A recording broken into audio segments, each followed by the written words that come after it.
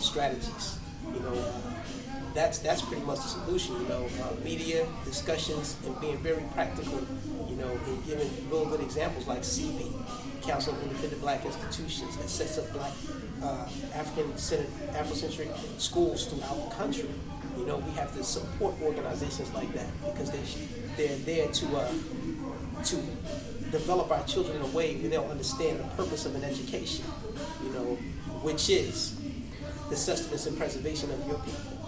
You know, there's no other reason for an education if what you learn is not going to be used to sustain and preserve your people. So, yeah, I think that's where we need to be. Because they were oriented politically by the music. The most ubiquitous record in the black community was Fight the Power. It was Fight the Power. It was X-Clan.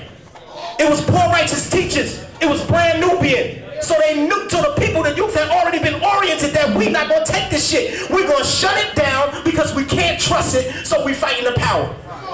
That's just what it was, right? Hip-hop, your definition, what do you think hip-hop is? I think that hip-hop is the voice of the black body. I mean, the black collective. Hip-hop is the offspring of the blues. You know, you go back and you listen to Howlin' Wolf, Willie Dixon. You know, you listen to those brothers. You go back and listen to Big Mama Willie Thornton. You listen to them, and you know, you'll see in their music that their music covered every aspect of black life. You know, not just consciousness, but love, hate, you know, violence, education, white supremacy, racism, segregation. You know, it covered the gamut. And hip hop does the same. You know, and hip hop is the blues' daughter. You know, to me, that's what hip hop is to me. You know, it's an interpretation of our lives on a day-to-day basis. I mean, it's the reals. It's life interpreted in a real way. You know, with the current state of hip hop and what mainstream corporations or major corporations have done to the culture, you know, we can't allow that to be our interpretation of our art form. You know, and that's what's happening now. A lot of people say, you know, hip hop is dead. You know, hip hop is dead. No, you're interpreting that from what you're hearing in the mainstream. You know, you're allowing them to dictate to us what hip hop is or what hip hop is not. You know, Dead Prez might not be on your radio, but Dead Prez exists, and that's hip hop. You know, that's hip hop. Lil Wayne is hip hop, but he's one perspective in hip hop. Mainstream mediums only desire to propagate those aspects of hip hop that degrade the community and justify the injustices that they inflict upon the particular community. You know, so everything they put out in American media, as it always has been since the days of vaudeville and blackface, it's been to criminalize the black race to justify the injustices that they inflict upon that people. So hip hop for me is our interpretation of the world. You know, it's like when the church taught us that we were cursed and we descend from Ham and we were this cursed seed, and that's why our hair is kinky and our lips are thick and so on and so forth, and our skin is black. You know, hip hop said, no, that's not true. Hip hop said Shem was a black man from Africa. You repeat that back, they can't laugh at you.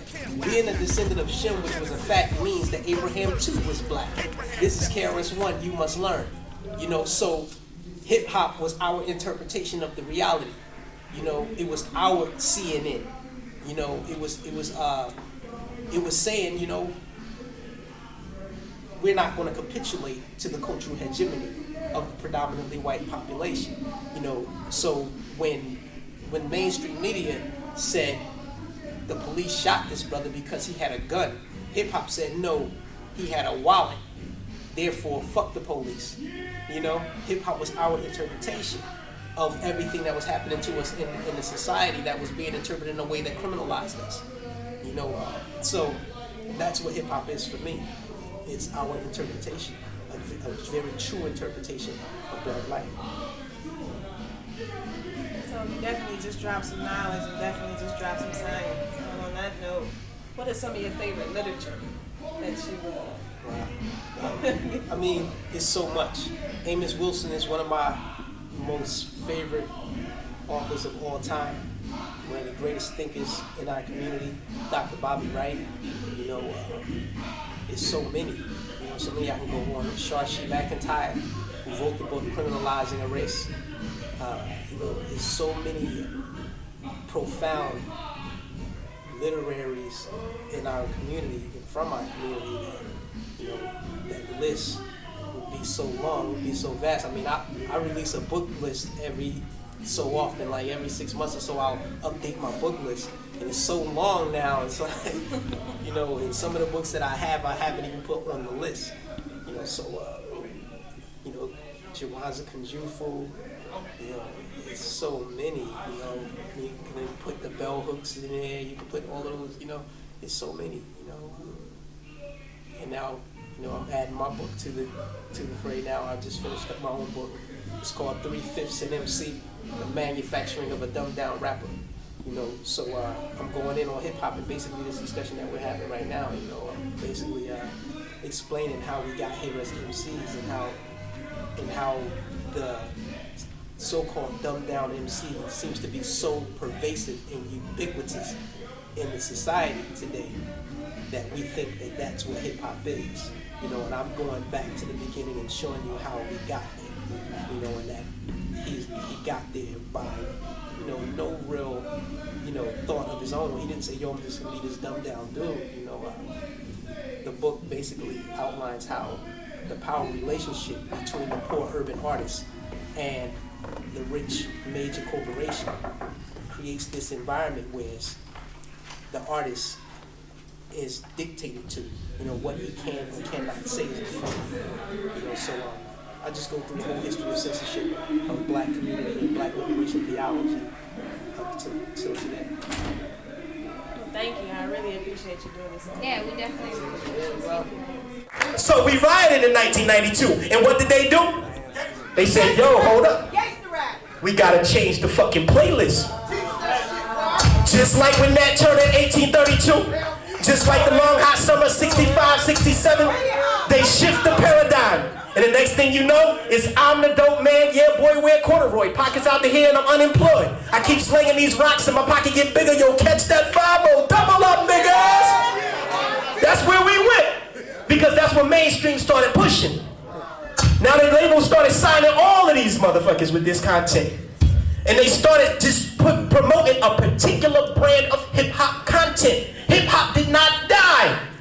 They shifted the playlist. And it didn't just happen here. My brother Davey D from out Oakland, California showed and proved how it happened in Africa at the same time. You understand? They shift the playlist, man. Pay attention. So what happened was, 2005, Sean Bell get killed. He gets shot 50 fucking times.